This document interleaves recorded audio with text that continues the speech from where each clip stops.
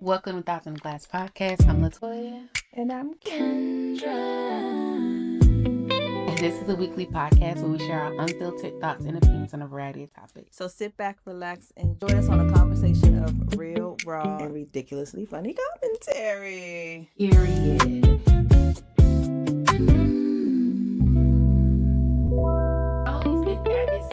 I'm getting used to it, but it's weird to me now that we don't have an intro because it's like, I know, you're jumping right into it. But we can't just jump right into it. Are you ready for the spill? So bunch of stuff going on, but at least for me, first and foremost, Beyonce released Morning Dew, aka Dunk, which was an unreleased song that had been out for a while, but people were wanting her to release it. I thought it was gonna be on Renaissance. It wasn't. It wasn't on Cowboy Carter. So she released I don't know, what do you call a song when it's unreleased but people we have it anyway? So it was more like a what's them things called? Like when it's leaked. Yeah, I guess. It was a leaked one. Yeah, so she officially released it. She added a new verse, finished the song, and this is in preparation for, or I guess the 4th of July was like the start of her countdown to the 20-year anniversary of B-Day, which is coming out on September 4th. And I didn't realize that she's actually going to re-release B-Day. Oh, that's nice. So that was big. I was shocked to wake up on the 4th and find that out. Yeah, the girls been wearing it out. They have been. Y'all want to listen to this? I was like, I don't even know what you're trying to listen to. But it's good. I mean, it's one of those songs that because it wasn't released, it was like you heard it. It was like, okay, this is cute. But I guess I didn't really like get into it because in my mind I'm like, it's like a concept. But now that it's finished and it's out, it's like, okay, girl. Hey. Taylor Swift apparently got married this weekend. I know. Okay, so I put it in the spill, but I'm so unfazed by this wedding that it's like, it's funny because it's like she's going, and I know the Swifties and people that love her, they're into it, but I feel like she's going so out of her way to keep everything so like secretive, but at the same time nobody cares. I don't even feel like that. I feel like she's trying to keep everything secretive but so public. If you wanted to be secretive, it could have been like a Jay-Z situation. It could be a Tom Holland and Zendaya situation. You know it's happening. You don't know where it's going to be. You don't know that it's a performance outside the performance. Yeah. You know what I'm saying? And it's just like, no one cares that much. I really feel like no one cares, but maybe I just feel like that because I'm not in the Taylor Swift world. I think even if I was in that world, I think that weddings should not be made a mockery, and I feel like she's making a mockery of it. I think that weddings are not, it's supposed to be family friends. Of course, people are going to be interested in it, but I think that is a sacred time for you to gather with the people that you really love, that have always supported you or whatever, and do it in that way. But to do it at a stadium, boo. To do it, and then all the paparazzi is going to be out there because they're trying to see what you're taking off the trucks and the distance and that, and then now everybody has to walk from wherever they were to this location. For you all to have as much as money as you have, and for your regular life to be so private, why is this so? Yeah, I don't even mind it being at the stadium at Madison Square Garden, because I do think that is probably one of the best places where she could have like all the security and everything and blah blah blah. So I don't mind that, but I agree with you. We ain't know nothing about it. So you was able to keep it so secretive until like the week before, and now all of a sudden stuff is getting leaked. Like it just no one. Yeah, but I think even like with you want us to know something, even with the security and things like that, I think that you could still have those things somewhere else. Somewhere you're at Madison Square Garden. in New York where the paparazzi just be there to see who outside walking up the street. That's true. You could have went, for you to be this hometown girl, y'all could have went somewhere in the country. Isn't she from Tennessee? Yeah, like why didn't they do it in her hometown or something like that? Yeah. It just gives shut the fuck up. Yeah. Well, people are talking about it. People are into it. I'm gonna do this one last.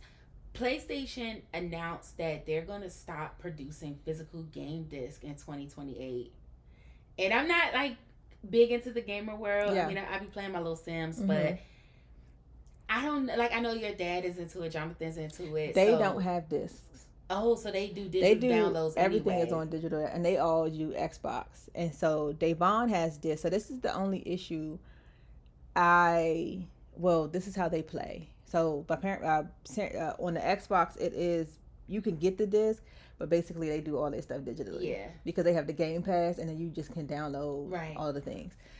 You could do the same thing on Xbox. On PlayStation, but he has the disc. You put them in, and then it downloads, and you don't necessarily need the disc anymore. Yeah. But you have to do that initial thing. Yeah. So it will take up less space in the daggone house, but discs that we don't use anymore. And so, like, same for us, right? Like, we have discs, we'll download them, or sometimes we'll just buy the download, and then like the disc is done. But I think the only thing for me I find an issue with is, I guess, one, when you don't have internet, you could still play with the disc. Yeah. Two, for storage. So like, there's two ways that you can do it. You can play from the disc, and every time you save the game, however far you've gotten in the game, you can save that to the disc, or you can save it to your internal hard drive. Once that internal hard drive fills up, you don't have any more storage space. Yeah. And so usually we'll save the games on the disc to save up hard drive storage space. But then you're putting them in the bind of, now why would I buy another PlayStation?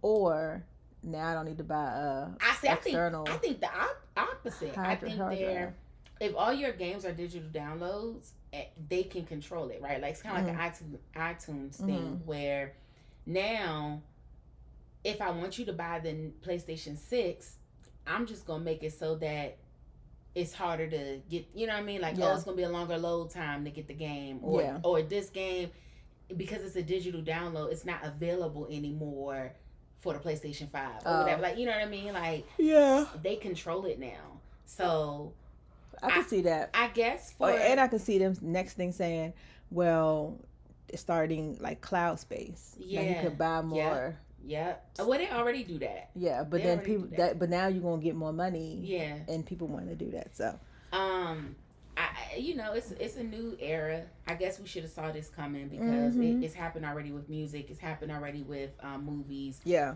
Obviously gaming was next, but that was big news to me. I was like, wow, I'm interested to see how that's gonna affect people. Like, it doesn't affect me right now directly, but I'm just interested to see how that's gonna affect people. Yeah. So I feel like they think that everybody, and which is, I guess, to some degree, well, it was before this crazy person got in it. Everybody had the opportunity to get internet, because I think like you can get like Verizon if you have students and stuff like that. So child, I don't know. And then Essence Festival, everybody was at Essence this past weekend. People was having a time.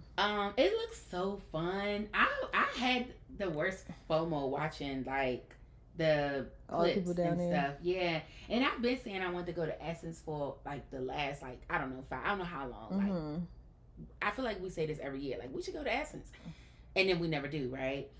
My sister Sanithia had mentioned it a couple years ago, and I don't know what happened, but like, it's always like a thing in my mind of like, oh, I should go to Essence, but then as the year goes by and things are happening, like, you forget. And then 4th of July weekend gets here, and you're like, damn, I should have. Yeah, and then you think like, and then it's the initial planning, right? Because you really have to plan so far in advance. And we do this all the time with like cruises and other things, but it's like, it's a lot of research that goes into it. And like, to book a cruise, to book a place that you want to go, it's not that, But to go to Essence, like, okay, where's the popular place to stay? I don't want to be too off the beaten path, but I don't want to be like right in the middle. What's the transportation situation? What's the this? What's the that? And it just and knowing that you're doing it. all of that prior to even getting the itinerary, right? Exactly. Like if we were to plan now for next year, we don't know who's going to be the headliner next year. Right. We don't know. And am I going to be annoyed? Yeah, we don't know anything. Yeah. But if you wait till you find all that out, it's too late. Everything's sold out. It's too late. Yeah.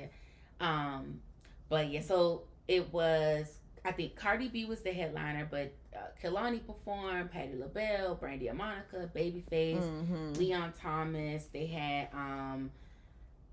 Public Enemy, George Clinton in Parliament, Funkadelic Group, Dougie Fresh was there. Who else? I think I saw not New Edition.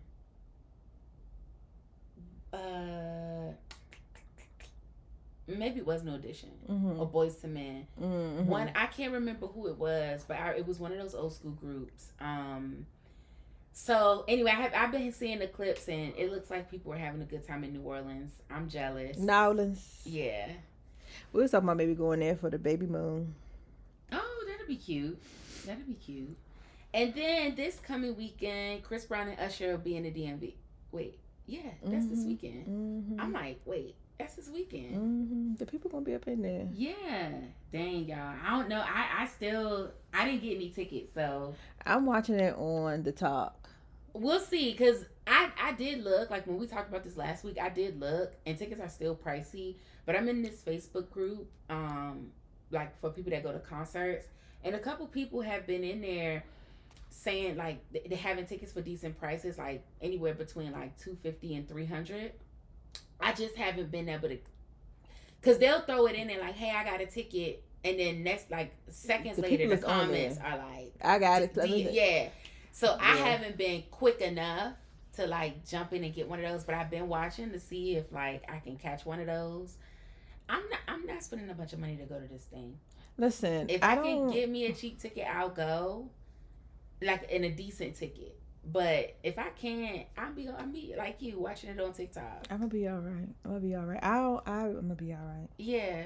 And then like now for me, it's just like my days be up and down anyway. Yeah. So and then I know people that's going. I'm sorry, y'all. I know some of the people that's going. I mean, it's a lot of older folks. I mean, yeah. And I don't. No. And then you know what my other thing is, and I hate to be a prude. I hate going into concerts and everybody's smoking. Well, that's the thing. That's the norm now. And I can't do it. It stinks. I went to a little off topic. I went to the doctor on last Wednesday. I'm in there for, now mind you, this is for everybody's in there is pregnant. Everybody that's in there is pregnant. I walk in there and it smelled like somebody had just finished. What, smoking weed? Yes. And it was, I'm hoping it was the fathers, but it's just like, and it was 2 men in there. And I'm just like, yeah, and I know people don't care. It makes me super nauseous. I hate the smell of it. And I'm like, I wish it was banned. I wish people was going to jail. Where's Clinton when I need him? I wish the people was going to jail. I can't take it. But even if it was banned, they would still sneak and do it. And so but it wouldn't be, with all of my other children, I was never smelling that in the hospital. Yeah. This is not like the doctor's office I'm at the hospital in the perinatal location where you have to then go into these small rooms for them to examine your baby. My thinking is, why do you think a doctor wants to smell that? That is true. I wonder if the doctor probably said something by the time because like when you're in the waiting room, you can't really pinpoint who it is. But when you're in that small examination room, I wonder if the doctor didn't say like, yeah, there's I can smell. Somebody needs to say something, because I'm like, you have people in there, and a lot of times that they're in there because a lot of it is because you don't get unless you're doing like the 29 weeks and stuff like that. These are people that are like for me, I'm going regularly because of my short cervix and because I had Jonathan 6 weeks early. So they're checking to make sure nothing is happening. So you're not in there because it's like a regular routine. Yeah, these are people that are having some type of issue that needs to be checked on. One lady was like, the baby not really growing, so I need to eat more food. It's like there's stuff happening, and you niggas is just living y'all lives. Anyway, so that's another reason I'm kind of like enclosed spaces where there are a lot of people in general, because I think the white lady also was smelling like a little bit of weed. I don't know. So I can't do it. I can't even. Yeah. So that's another thing. I'm like, just, and like I said before, I'm not really a big concerty person. Yeah, I get that. It's I want to be in the zone, and then people singing off key, dancing off rhythm. Just sit down. Okay. You don't even know the words. Okay, Shoot. So that's the spill. Unless you had anything else to spill. I don't think so. What else is happening? We talked about the BET Awards? No, we didn't. Okay. I thought we did. Okay, so we can get into that later. I will say Keke Palmer is hilarious. Yeah. It cracks me up and Absolutely. I love her. Yeah. But no, I don't have anything to add to the spillization. Okay. Every week we do a drink of the night. Kendra, what's the drink tonight? So tonight's drink is called the Pink Lady. Super easy to make. I did 2 ounces of lemon juice, 1.5 ounces of simple syrup, 1 ounce of orange liqueur, which you could use as your triple sec, which is triple sec. 2 ounces of Grand Marnier. We topped it with grapefruit soda, and you'll garnish it with a lemon wedge. I did everything the same for myself, just no Grand Marnier. Cheers. Uh-oh.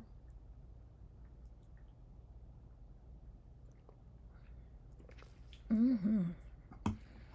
That's good. That's good. Mm-hmm. And the one thing I like about this, when I go on my cruise, I have to have all my mocktails. Oh, yeah. And I thank God that Carnival now has a 0 proof. But they also, I did their menu. They also have the non-alcoholic tequila, whiskey, good. Vodka, and stuff like that. So I'm excited about it. This is taste. That's good. Like yeah. So how was your week? My week was good. What did we do? I think I kind of mentioned this before with Jonathan being in summer camp and my parents helping out with dropping him off. So I just been getting up super early. This week was better. I think my body is slowly getting used to having to get up. But we'll see how this next week go, because as y'all can see, I am tired. What y'all do for the 4th? What did we do? So we really didn't do anything on Friday other than Janae came over and did my hair. It's cute. Boop, boop. Thank you. She did the miracle knots. And then Saturday we went to Yvonne's uncle's house, who has a pool. So they had a pool party, and we were there we got there at like 4:30, 4:45, and we didn't leave until like 10. And we was inside after because that little storm came through. That was crazy. It was crazy. That wind picked up and said, how do you do? That storm was crazy. So that was cool. And then just got ready for the week. I washed clothes, cooked some spaghetti, and I went to bed. That's all I got, LaToya. Hey, it is what it is. She is wearing me out. I was going to say, not every week is going to be super eventful. My week was kind of quiet, too, earlier, because work was slow. It was a short week. Nobody was really there, which was good for me. Yeah. What else happened? Oh, so for the 4th, what I do anything Friday? Not really. Just ran some errands, got my nails done. And then on Saturday, we went to my Uncle Daryl's. We hung out at his house. We got in his pool. But I will say about this, I had a good time because most all of my family was there. So normally it's different little groups. But normally when my family gets together, the main group, it would be like my grandparents' kids and then their kids, right?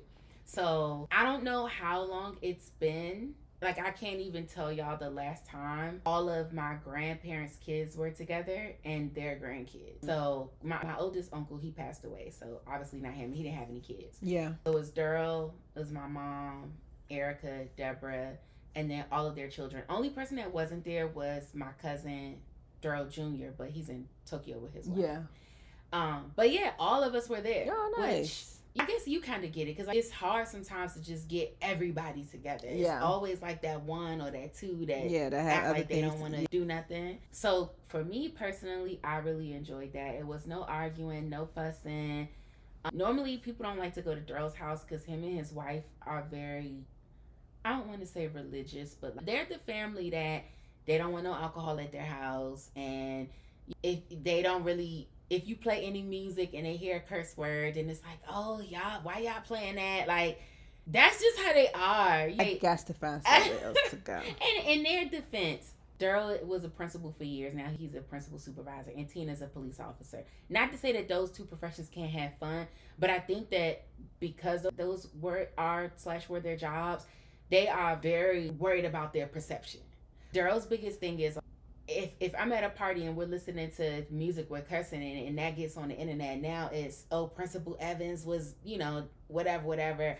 Being a human being? They are very, that's an issue for them. They don't want to be perceived in a way that's like. The thing is, when people don't understand, no matter what you do, somebody's going to perceive you in a way you don't want to be perceived. That's true. But I think as they're getting older, it doesn't really matter anymore, because they wasn't tripping. Now, nobody was drinking, because I think that has been a rule at their house for so long that we just respect the rules. Yeah. Although my family think they slick, because everybody had their own little personal cups. Hello? So they probably was. I'm at my personal little cooler. But they just didn't. It wasn't no bottles. Yeah. But I guess everybody carries a Stanley now, so it don't really. And it's going to be filled. You don't think nothing of it. Yeah. But I'm like, my mom got a Stanley. Mari got one. My aunts have one. I'm like, what's in them cups? Hello. But that's their business. That's neither. That's neither here nor there. Right. And I guess it's a compromise, right? Because Taylor, Daryl's youngest, she was controlling the music, and so it was regular music, but it was like the clean version. It really wasn't no cussing. It may have been a couple like, did they just say what I thought they said? Yeah. But Daryl and his wife wasn't tripping. And then he was busy hosting too. I think he wasn't really too concerned about it. But I said something to him, which my family was like, you always got to say something. Y'all, I can't help it. But I had said to him, I was like, I'm surprised we not listening to gospel, and like, you keep being real relaxed lately. Like, you done loosened up the bow tie. The bow tie is loose. And he was like, I mean, everybody grown now. He was like, y'all responsible for your own actions. So I think with age... But I mean, you had to wait till I was 40? I know, right? I've been grown for about 20 years now. Right. Sir. I just think maybe with time and with age, and maybe even his kids are like, come on now. Nobody wants to come over here because it'd be so stuffy over here. Like, loosen up. The bow tie, sometimes life is easier in black and white because you can just make a decision. The gray is where you start to teeter on things, right? So it's just like with people that are in the gospel, like, if you do this is a sin. If you don't do this, you're not sinning. Right. But then you have the gray area. But if this is a sin and you're also then doing this, now we are mixing some things up. So, because then it gets to who was they talking to? And right. And blah, blah, blah, blah, blah. So. And I think he's seeing that. I'm sure he's had events and things like that he's had to go to and participate in that may not necessarily have been exactly what he wanted to do, but because he's doing it for his organization, now you're being a part of it. And I'm also, as a principal, knowing the music, which he's so fake too, because you only want to play gospel at your house. But then when we're playing the regular music, you know that you singing the words. You know the words, because I bet you the gospel ain't on in that core. Or in them schools around them little young kids. Yeah. So anyway, we had a good time. I really enjoyed that. I really, that's one of the biggest things for me is spending family time and being with my family. As much issues as we have, I just really value that. And there's a part of me that feels like if we don't do these things, then 20 years from now we won't be close, and I don't want that to happen. You know what I mean? Or your kids won't be close, and then you have move, as you go. Now I get it. That's kind of like how our family is. The girl, like my girls, and now that Troy's in public school, Jayla and Troy are a lot closer. I think Troy being homeschooled sheltered her a bit, because before she was homeschooled, if she did something or was going somewhere, or even with her dad would talk to my sister, oh, can you see if Jayla come, because they're they're the same age. So I think now her being in regular school and seeing that, because she used to be like, oh, the way Jayla act, but that's not what she was around. So now she sees that the way Jayla is just like normal. And I'm like, how does Jayla act? She don't act like, she literally acts like every other teenage girl. But if you're not immersed in that, it seems as if she is this big personality. Oh, okay. And so now she, I want to hang out with my cousin and da-da-da-da-da. Because Jayla, she just be living her life, in all honesty. So, but my kids don't have, I'm not going to say the best, but they're not super close to, like, my oldest brother and his wife and his their children, but Jordan's in Florida, so it wouldn't, and then the age difference or whatever. But how old is Jordan? I want to say Jordan just turned 32. Oh wow, I didn't know they had kids that old. So, and our season is 24, 25, something like that. But so Jordan is from her first marriage, and so the only reason I think that he's that age is because when I was in, I think either 5th or 6th grade when they got married, or maybe 4th grade, but he started going to school with me. And so when he would have these temper tantrums or whatever, I would have to come down to the office or whatever. But anyway, so that's why I'm like, I'm about to be 40, so he has to be in his mid 30s. Well, I guess because your brother's 10 years older than you. No, Ronnie is 18 years older than me. Oh, I didn't realize the age gap was. It may be 20. And then, because when my parents had parents, I think Rhonda was 16, and then that would have made Ronnie 18 because they're 2 years apart. And you and Terrence are 2 years apart. So okay. She would have been 18, he would have been 20, something of that nature. So I can understand that not being super close. And then my kids, and I think it's also like all of my children are raised differently because all of my other siblings only have the one child kind of thing. Even though my brother had RC and Jordan, the age difference and just the way people raise their kids, I think it's a lot different. I think it's different when it's girls sometimes. And then I've raised them to be super close. Yeah. Because I didn't really necessarily have that, in my opinion. So I was like, I want them to be, because when I'm not here, I want them to be able to support each other and be there for each other and all of this, that, and forth. So even with Janae going somewhere every other weekend, before, I think now that she's been home more, because once she turned 16, she wasn't really going over there, they have gotten super close. Jonathan's home a lot, so they're like, it's just, they know that no matter if whatever happens, this is their nucleus kind of thing. So I think not only like age, but I also feel like intention. I take it personally as the oldest of the cousins. I feel like it's my responsibility to make sure that we have at least an anchor. We don't have to see each other all the time, but I'm gonna check in with all of you. And I'm also gonna make it a point to say, oh, have you talked to so and so? Well, Mari doing this with the baby and y'all ain't checked in. I'll do that. And I'm pretty sure I get on their nerves, but I don't care, because I just feel like, I guess, and this may not be true because I know people are not close with their family sometimes, but for me, I feel like this: if you ever into a situation and you really need to depend on somebody, 9 times out of 10 it's gonna be family. And if you're not close with your family, then that's when you get in these situations where you feel like, I don't have nobody, right? And I don't want them to feel like that. I don't ever want any of like my younger cousins to feel like you're in a situation and you don't have nobody. Yeah, like that's not true. We're all here, and that's important to me. I just feel like that's important to me. You never know where you're gonna end up in life. You never know what's gonna happen and what you may need. And I don't know. You hear these stories about people having to live in their car and stuff like that. I would be offended. I'd be like, now, you know what I'm saying? You ain't called nobody. You ain't said nothing. Yeah. You know what I'm saying? Let me get you a hotel room, like something. Yeah. I just don't like that idea, especially when you have a big family. I don't like that idea of people feeling like I didn't have nowhere to turn to. You got 3 siblings. You know what I mean? Anyway, I'm off my soapbox. Lots to get into. At least I think the 4th of July shenanigans.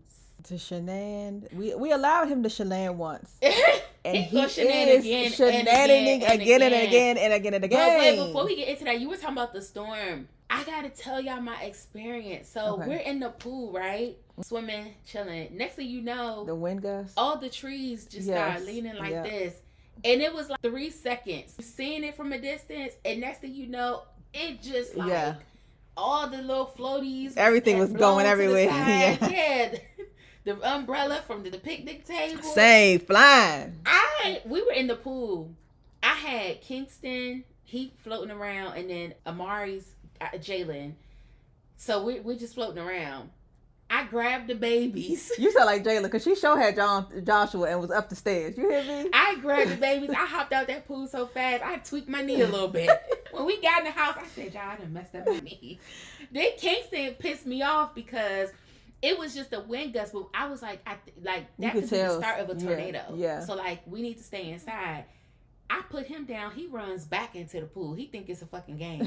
Get out that pool. I said, your mother gonna have to get you the second time. First time, you was right there. You was close and ran back in. Where is his mother? Where's your mama? Supervising this child. Because I'm off duty. But luckily, at least for us, we were in Bryan's Road. It was just a wind gust, and then it was like a little bit of rain, and then it let up, and then it ended up kind of raining for the rest of the night after that. I heard in other places they did have a tornado. Did you hear about that? I can imagine. No, I went to sleep. So y'all were in Brandywine? No, we were in Clinton. We were off Piscataway. Okay. So we had the gust, got everything inside. We only got, it was a little rain, and then it was drizzle. Okay. Then it stopped. And then I'm guessing around 10 o'clock, 11 o'clock, it started up again. 10 o'clock, because by the time we were leaving, it was drizzling again. Because they had gotten back into the pool. Well, they had gotten into the jacuzzi. So I don't know. It still might have been drizzling, because when Jonathan went to go back outside, and when I went to get his swim stuff, it was still drizzling. And I was like, no, you ain't getting in the pool and it's drizzling. And now it's like, hot tub got all the people in there, and I don't know. You just chill up in here with me. So that was crazy though. When I saw that, I was like, oh God, is this about to be the end of the world? Sometimes crazy. I feel like it needs to. I know. Well, okay, so then I didn't see exactly what happened in DC. I just saw clips and heard about it, but apparently they had lightning, thunderstorms, wind gusts, and they had to evacuate them all. And then the people were trying to come back. First of all, they evacuated first because of the heat. Right. And the first thing, you got the white nationalists up there. Yes. Getting their march on. I was shocked. Like, obviously you don't know when things like this are going to happen, but I'm like, I had no clue that this was happening. Seeing it on TikTok, I believe, and I was like, is this real? I thought it was AI. No, it's real. Ku Klux Klan did the same thing. Oh, they did? Years ago. Because they had a picture of it. What was so crazy is they had the picture of this lady on the metro. I saw that. And she there with all of these people in masks. And this is my thing. This is the biggest thing for me. And that's why when people be like, oh, I would rather be in the South, I want to know how they feel about me. Why wear masks then? Right. Exactly. Because what happens is when you go back to that law firm and now I can pull up a picture of you marching, I don't want to work with you anymore. And that's going to affect your business. Because let's be the clearest of clear. Most of y'all need black and brown dollars to have any type of superior life that you have. Yeah. The people that you are catering to that are in the deep South don't have the education to understand certain that, like, they are easily manipulated. Those people don't have the funds to allow you to be wherever you are when it comes to financially. That's just, you know. So then, if whatever comes out of this, how do you align yourself with the benefits of it when you didn't want to align yourself with doing the protesting to begin with? And the thing is, it's so funny how they can be walking in masks, but then when you have, which, you know, it is what it is, the YNs with their mask on, all of a sudden it's a problem. It's highly policed. Although they did say that the National Guard was out there, but I agree with you. But they weren't going to do anything. I imagine if it were black people or any group of people of color assembling in the same way, I imagine it would be much highly policed and probably have gotten violent. Exactly. But they're able to have a peaceful protest. And then so when we were at the cookout, the mom, I was like, she was just so upset about it. She was like, now if they had gone to Southeast somewhere, I said, honestly, I think people really took to heart when they said, black folks, this ain't our business. Because I've seen little snippets of why black people not hurting like we are. Why are they not complaining? Because we already know how the seesaws. Yeah. We've been doing this for so long. And now you have somebody who, like the devil, can whisper in your ears and tell you the best things and then put you in the worst situations. But it sounded good at the time. And we have been dealing with this for over 400 years of being just for us to behave, giving a story for us to stay enslaved, giving us a story to tell on each other. We know what the script is. The players are just the things that are interchangeable. And so we knew, we've been in situations where my food stamps ain't come through. I always got to make sure I got a little extra cushion. I always got to make sure I do such and such. Oh, this time they being harder on me for trying to get my Medicaid or my that. I need to do this or I need to do that. There are things that we have endured that puts us in a position where we know the game. You all have just been so busy on the sidelines watching, and you're not watching from the correct purview.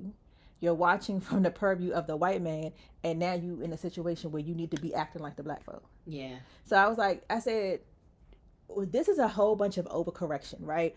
I said, after Obama, they overcorrected with Trump, right? Because things were just too many great things were happening for other people. Oh, LGBTQ could get married. Oh, black women is going to college. Like everything is just too much.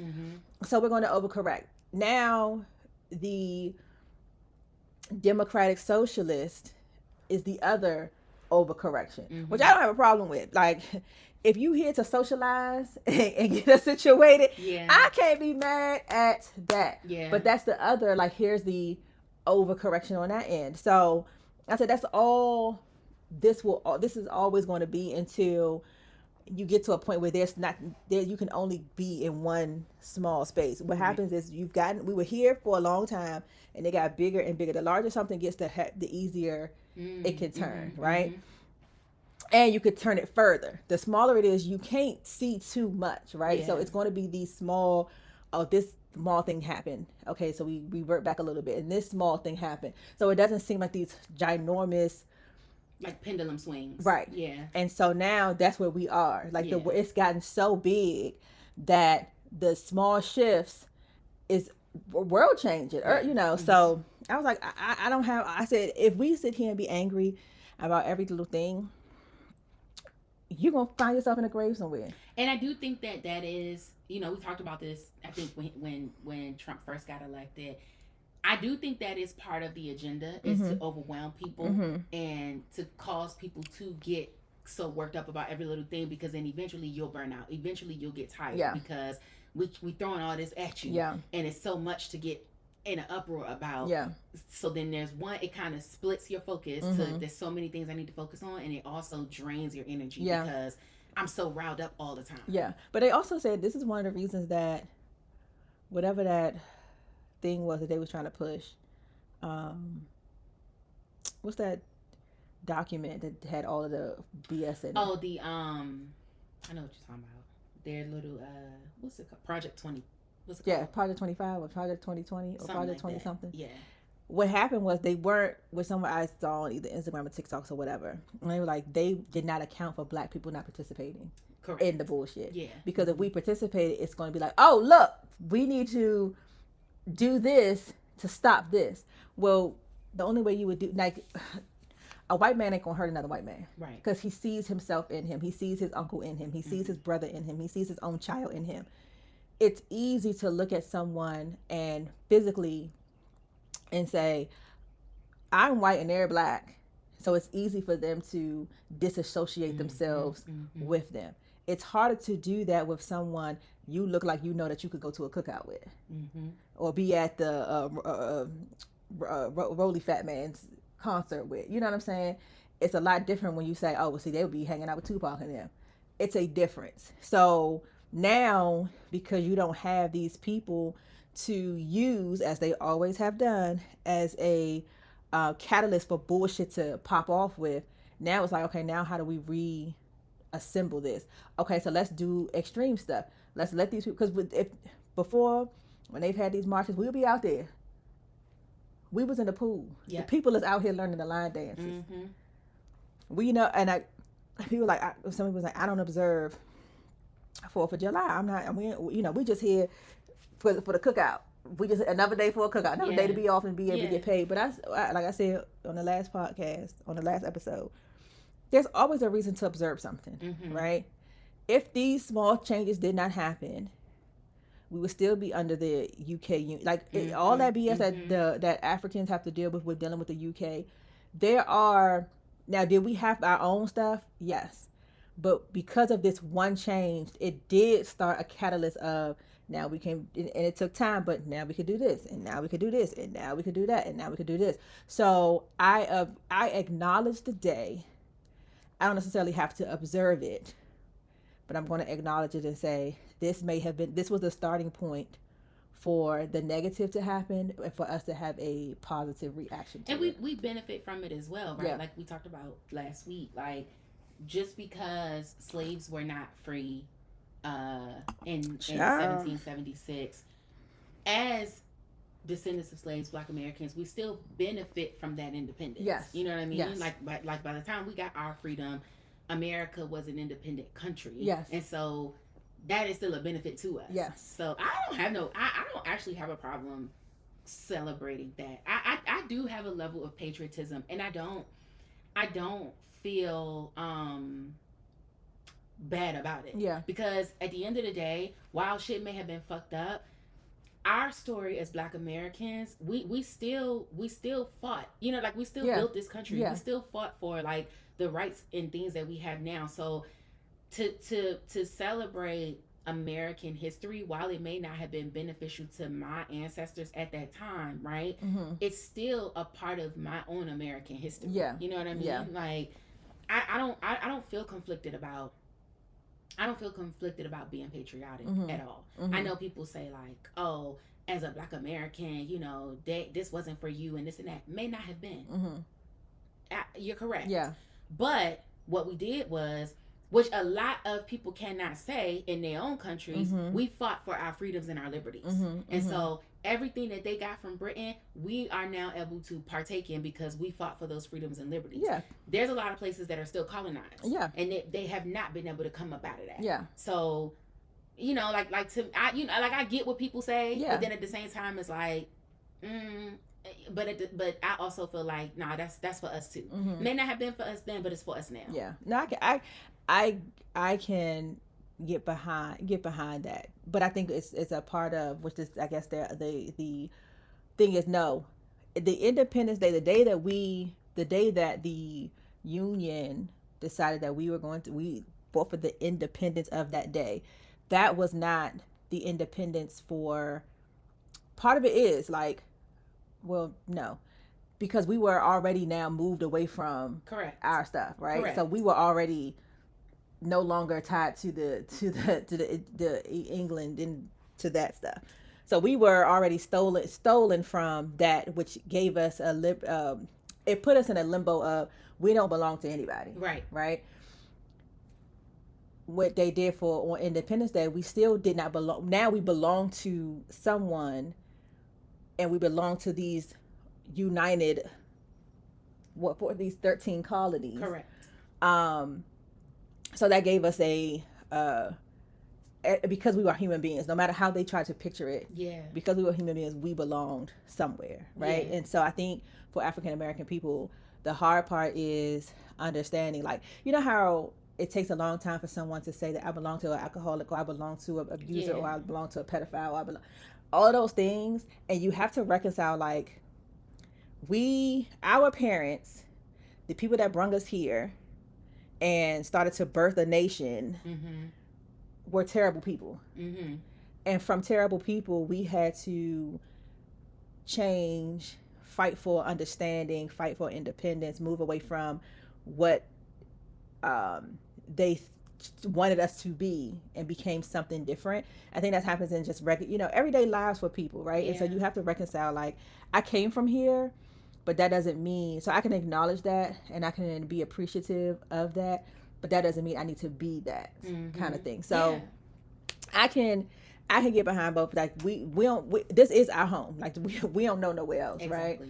Right? I cannot, my lineage starts from here. I'm from African Americans were the enslaved, and maybe I'm going to give you at least two generations. After that, we are Black Americans. Yes. That's just, I cannot tie my roots to somewhere else where I can have any kind of recollection of that. When you talk to Italian Americans who came from Italy, and they're like, oh, they still have family there. They have. I don't have any kind of real lineage anywhere other than Union, South Carolina, and Alabama. Right. You know what I mean? Yeah. I can go back to those places and see, where my ancestors were buried. Yep. Mm-hmm. The Beatty plantation with my, where everything kind of started. I can go back with my grandmother and say, oh, we in Union. This is where my house was. This is where I was born. I can do those things. People from Haiti, people from Italy, people from Norway, all of these people can go back and say, this is your cousin. Yeah. You had this cousin is Grandma Ruth Ann's brother's son. You know what I'm saying? Yeah. I'm not going back and being like, and this is the hut. Right. And which this is the tribe in Nigeria. Right. And we can't even say Nigeria because Nigeria wasn't even a thing. It goes back so far, and like, yes, I totally agree with you. Like 100%. And to me, it's like that conversation is something that I think people are willfully ignorant, and it's not one that I'm interested in debating. Yeah. Like, if I'm going back to third and fourth and fifth great grandparents and finding out that they're buried in Maryland, baby, the conversation's done. Where you from? Maryland. Like we're back to 1860 now. Yeah. At this point, like how far back y'all want me to go? Exactly. Exactly. Yeah. So then the fireworks show in DC, I heard, didn't kick off till 11 p.m. Did you see it? No. I did. Literally in the bed.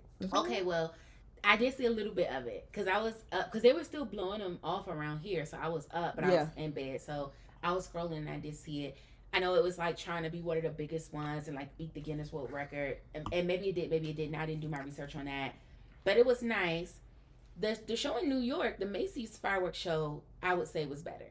It may not have had as many fireworks, but the display was nicer. This is what happens. The intentionality of things makes a difference on how it is presented to the people. Oh, absolutely. Right? And no matter how, fireworks going to be pretty no matter who's setting them off. Yeah. But I think I'll say this, to be in New York at this time and all of the things that are happening and the things that are moving and all of the excitement and exhilaration around New York, seemingly, because you hear about it, it's the dog town, this, that, and forth. You see a lot of Southern hospitality happening there. And it's like, that's where you want to be. You want to be where you feel like there isn't a rain cloud simmering over it. And I think anything that happens here, there's always a simmer of bullshit on it. Right, because it has something to do with him. Yeah, and basically. It's not like, oh, we're doing this because, yes, it's 250 and we just want to make sure that, like, we want to set it off great and we're having these performances. It was American 250. And then you change you taint everything by you censoring touch. Yourself. Yeah. That's why I said before, when the Knicks won, I was so glad that they won when he was not there, because everything is a thing. I'm doing in December. Okay. The thing that just came out. About what? On the Social Security cards for any baby born July 2nd through December 31st. On their Social Security card, not American 250, it's going to be stamped with Freedom 250, which is his stuff. Oh. I said, and I can't hold her in for 3 more weeks. I'm so annoyed. It's just like the passport. Yeah, I've heard.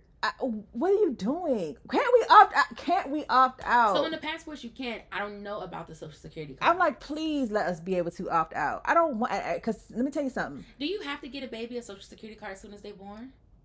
Dang. Because when you fill out the birth certificate, like it's on that sheet. It's an automatic. Because even if I waited, they're gonna be like, oh, she was born this time, I'm gonna tell you what I'm going to do. January 1. Get a new one. Hello, let me get a reprint and shred this, please. Yeah, I heard that he gave a speech at 11:15. I didn't watch the speech. I saw some clips. I saw he talked about the United States being not being a communist country, that will never be a communist country. I saw he brought out the astronauts, paraded them around. Apparently, he had a hard time articulating the word astronaut.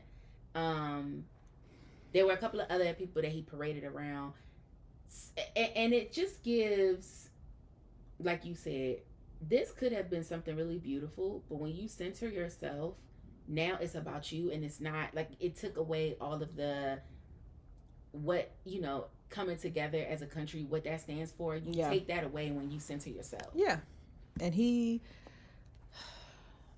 is so annoying. Yeah. And even this whole like American fair or whatever it just gives circus. Yeah. And I don't want to be a part of it. I agree. Before we get off of 4th of July, did you know that Thomas Jefferson and John Adams, two of the major contributors to the Declaration of Independence, they both died on the 4th of July in 1826. That's crazy work. Isn't it? They said you want to start something, do you? Right. So I didn't realize that they died on the same day, and that day happened to be 4th of July. Like exactly 20 years after, 1776. So 76, 86, 96, 06, 16, 26, 50 years after. Yeah. That just was a coincidence to me. I was like, oh, I didn't know that. That's okay. They all right. Maybe y'all knew. No, I did not. I didn't. But you know what I did also saw? So on ABC, they were doing, of course, the 250 recognition. And there's a house, and they found in this home in D.C. records of some of the enslaved that built the White House. I saw that. They're doing a documentary on that. Oh, this is what I also wanted to say. Yes. When they had to do the evacuation. What happened? You know where all the white people had to go? To the Black History Museum. Because what happens? The blacks always got to save you. Period. The blacks been saving you from the beginning and it just never stops. And I saw some people saying, oh, they needed to walk through and learn something. One, I think that the exhibits may have been closed, so I don't think they could have walked through. But two, also, I don't, like, I'm not into forcing people to go, like, if that's not something that you want to know, then I don't think that anything good can come out of forcing you to learn that. Yeah. You know what I mean? Yeah. It's almost like mind your business. But I saw that. I was like, And then the in that same vein, so I know you've seen this on Facebook, the Facebook group that's been going viral. Oh, you're not on Facebook. You know I ain't on that book. Oh God. I've been on Marketplace, but I ain't on that book. So it was a group called White and Proud, and in the group, somebody had I guess black people had found the group and they were in there trolling, and somebody had posted, how did all these black people get in here? I don't know what made somebody post that, but after they posted that, the group went from 20,000 people to 100,000 people.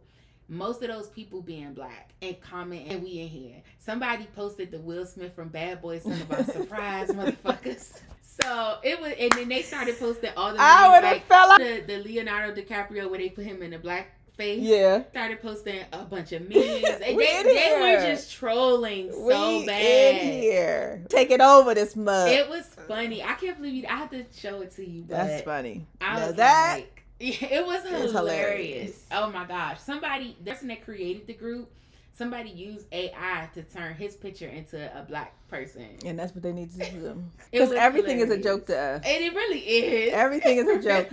Oh, you want to play the game?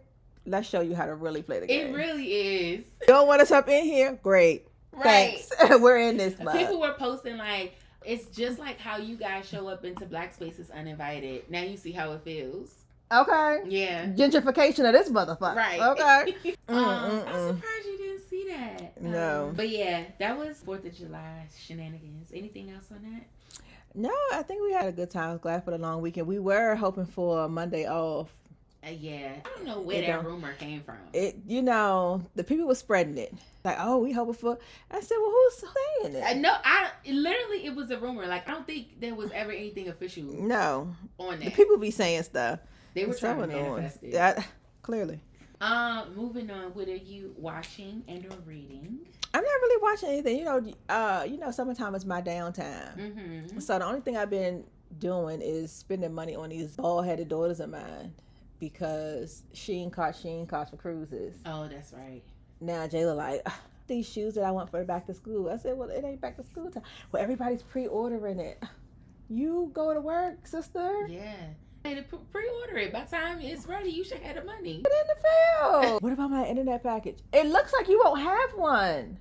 What you need it for anyway? Y'all should get walkie-talkies to take on the They are ordered it in the house. Oh, perfect. Yeah. The only people that need it is one. Like, mom has it so she can make sure that she can get in touch with my dad to make sure she can check on my grandmother. Oh, your dad not going? No. Oh. Jumped on this cruise by herself. Because they going on a cruise on the 18th of July. They get back on the 23rd. That 23rd is a Thursday, I think. So they leave on the 18th because it's like a 5-day. They're going to Bermuda again. She get back on Thursday. She flies back out on the 31st of July with us in Miami. To not get back until September the 10th. Wait, why? I mean, not September, sorry, August the 10th. Okay.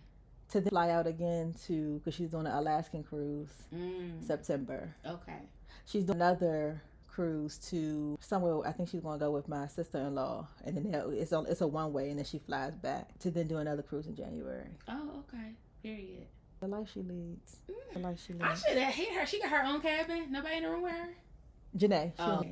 It's like maybe I can room with my granddaughter. Oh, okay. I was like, fine. As they should. As they should. I did get caught up on House of Dragons. Well, not fully caught up. Yeah, I'm a week behind. Mm-hmm. So I did see episodes 1 and 2. So far I'm liking it. Okay. It's people are talking about it. It's so good. Between that and Love Island, I got to find out something. I was gonna ask you if you watch Love Island. No, I'm not into it either. I don't. It's nothing. But the people are talking about it. They are, but it is of interest to me. It reminds me of because I never watched Love at First Sight. No, Love is Blind. Love is Blind. That's when they in the pods and they come out and get married and they see each other for the first time and they get married. Yeah. So this is Love at First Sight is a similar concept, but they get married first and then they spend like that's what I'm talking about. Getting to know each other. That's what I'm talking about. Okay. I didn't watch that. The only reason I watched this was the black man. That was the jackass of all jackasses. And I said, well, I got this. He's seen his wife and he was like, okay, dress. And they the rest of the time like trying to know each other, but they smashed and the next day he was like, I don't think you're attractive. Right. Okay, yeah. And then had a whole Beyonce that he had just broken up with. Yes. And she had a miscarriage. Yes. That was Love at First Sight. Yes. And I only watch it when something juicy is. I got to see. From what I'm hearing about Love Island, ain't nothing juicy. They just keep talking, but they was talking about it in the work a meeting at work. Oh, really? And it was just like one of the girls said on the TikTok. She said somebody said this to her. She's like, I heard this that a man said I don't know how much the winnings is. I say it's what $50,000. Okay. They said you can't get a man not to cheat for no kind of money. Right. Literally. It's like that. You got 3 weeks and you could get $50,000. You telling me you can't be faithful? Literally. Lost in the sauce. Literally. So. But yeah, I'm caught up on House of Dragons. I don't really have too much to say about it that hasn't already been said. Other than I've definitely been going down the rabbit hole of like figuring out the family lineage because that basically tells you like who's gonna win. Yeah. And so I'm like, well, this is a prequel to Game of Thrones. Yeah. So if we already know who the king is, whoever is like his parents, obviously those are the ones that won. Yeah. Right? So I've been going on like watching YouTube things about like the lineage and how it breaks down. But one thing the Targaryens gonna do, they're gonna do some incest. Cause you be thinking, oh, well, it must be his son because his brother or his sister died. Well, actually his sister was his wife, so it's both their son. Raggedy. They be doing some incest. They gonna marry your brother and a sister. But the thing is, that's literally what they was doing in Europe for so long. It is. I mean, Queen Elizabeth and Charles, they were first cousins. And it's so interesting to me because that is common in European culture. It's not common in African culture. It's not common in African culture. It's not really that common with like Asian or Indian culture. Mm-hmm. So to me, I'm seeing a connection here, right? About different like genetics and diseases and things. It's like when you're inbreeding like that, of course you become weaker and weaker. And it's just interesting to me that the same people that want to think they so superior on everything is the same people that have done all this inbreeding and now have all these different things that are within your DNA. Like, it don't give superior. This is what happens with people that think that they know things that don't know something. Mm-hmm. Because these are the same people that don't believe in science and they believe the world was flat. Okay? So the thought process is, well, if we keep duplicating this, we should get a superior being. Mm-hmm. When in all actuality, you're not weaker. Adding mm-hmm. any new things into it. Mm-hmm. So if you keep adding milk into hot chocolate, inevitably it's milk. Yeah. But if you add a little nutmeg, little cinnamon, now you out here. It's a full body beverage. Hello, thank you, and not some bullshit. Hello, we out here. We talking. So anyway, House of Dragons. I'm caught up on that. What I'm reading, I just recently read a novel called Out of Her League by Eva Ronnie. Mm-hmm. It was okay. This one is about a soccer player who hooks up with a doctor. Mm-hmm. Typical love story. Mm-hmm. A little slow for me. Okay. But I mean, it was a cute story. I like that the girl was a doctor. I like that it wasn't one of those, like, you always complain about a whiny female character. She was not that. She was kind of strong-willed. She had her head on her shoulders. She wouldn't let, the dude get over on her. Now, her parents were a piece of work. Female main character is Hispanic and the guy's white. But the parents were very much like, you need to be doing this, you need to be top of your class, you need to, like, the parents put a lot of pressure on her. Yeah. And throughout the book, you can see her cracking under that pressure. But what I did just appreciate was she wasn't taking no shit from no nigga. Yeah. And I just was like, period. As you should, rightfully so. And they didn't play with her. If the love interest, if he wanted her, he was gonna have to step his game up, and he stepped his game up. So step your cookies up, bro. Yeah. So I recommend it. Was a cute summer read. Nice. Okay. Last call. Anything we forgot to talk about? I don't think so. Why do I feel like we talked about the BET Awards? Maybe we didn't. Maybe we did. I think we did because we talked about Drewski and Kiki La Palma. Maybe you and I talked about that. Oh, like, well, anyway, in a regular conversation. The BET, we probably didn't because the BET Awards were really good. The tribute to Lauryn Hill was really good. The Drewski's incorporating his skits, that was cool. I really liked it. There was some controversy about, they say he took it too far with the impregnate you with the word of Christ. I personally don't think so. The people have said the thing. Exactly. Literally, he wouldn't be able to make a joke about it if that's not something that people have said. And I have heard preachers say crazy ass shit like that. The man was on it with a rose. Mm-hmm. The people are doing and saying the thing. So it's like they're not taking it too far when they're in the pulpit with their shenanigans, but he's taking it too far. With Jesus behind them on the cross. But he's making a joke about it, and he's taking it too far. Please. But it was good. I liked the banter between he and Keke Palmer. I want to know if that was scripted. Or it was. You could tell because the way she kind of knew with the monitor. Oh. I think part of it is. I thought she just, because she's a professional, I thought she just started reading the teleprompter. No, I think, I know that was, my hope is that this is how they are introducing. Well, because I know Kiki's now on the board of the BET, which that announcement came out literally right after. Yeah. So what made me think maybe it was scripted. Yeah. But it felt very natural. Yeah, I felt like it was scripted because just how he's like, I've been drinking. Dude, sir. We're going to ask George. I think he's still out of town. I don't know if he's back in town yet, but I'm going to ask him. Yeah. So I think... What else was happening? They did the tribute to D'Angelo. Mm-hmm. I really like Duran. Me too. I really like Duran. Me too. I like his voice. and I like his spirit. Yeah. I first found out about him from his Tiny Desk performance a couple of years ago. So I found out about him before then when he was on the Terrell show. Yeah. And I was just like, saw that episode of Terrell, but I didn't know who he was. Yeah. I just thought, because Terrell sometimes has people on there who are not really popular. Yeah, and he wasn't, because even when Green Lady, Cynthia Erivo, thank you, she was on there, and again, didn't know, but I really enjoyed her voice. And then I saw some of the clips of like when she did the Ain't No Way strip, with the orchestra. Just a phenomenal singer. So I've been introduced, and that's not to say I all of a sudden started following, but I recognized that Terrell is still groundbreaking. He is. So I guess I'll say that I did see that episode with Duran, but I didn't know who he was, so I didn't follow him. Yeah. But when I saw the Tiny Desk, I was like, oh, let me check out his music. Yeah. So I've been following him since then. Yeah, but you were introduced to him then. Yeah. But that hasn't been that. I mean, I guess he's been out since before that. Yeah, working obviously for a very he long had time. To, or else they wouldn't have gave him a Tiny Desk. Also singing backup singer for Erykah Badu. So he's been in the game for a very long time. His parents were musicians, all of the things. So I really like Duran. And the show seemed very well done. I will say it was a lot more elegant than past years. Yeah, because I remember they used to come out there with some. Either last year or a couple of years ago, you were complaining about how on the BET Awards, how you could see the Glorilla or somebody. You could see her hanging. Get the cameras off the background, people. Y'all so embarrassing. You can see her hanging in the harness, like either her performance. It was before. Yeah. Waiting in the winds.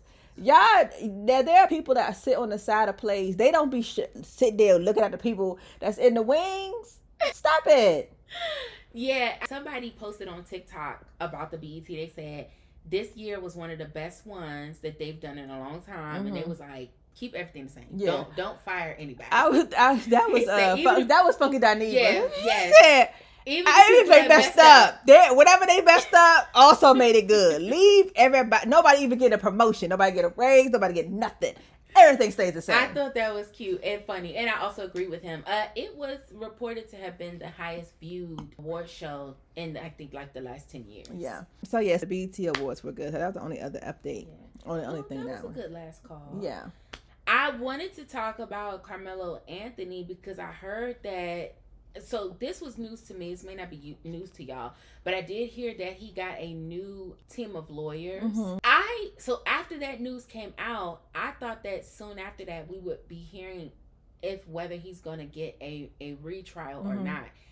I guess where I'm confused is that now that he has a new team of lawyers, what are they doing if not getting him a retrial or getting him bail or something? Like, I guess. So what I gather is you get a new team of lawyers, and what happens is they do all the discovery all over again. Okay. And what happens is they have to get a new trial, you have to have something that is significant enough that there's a question of innocence.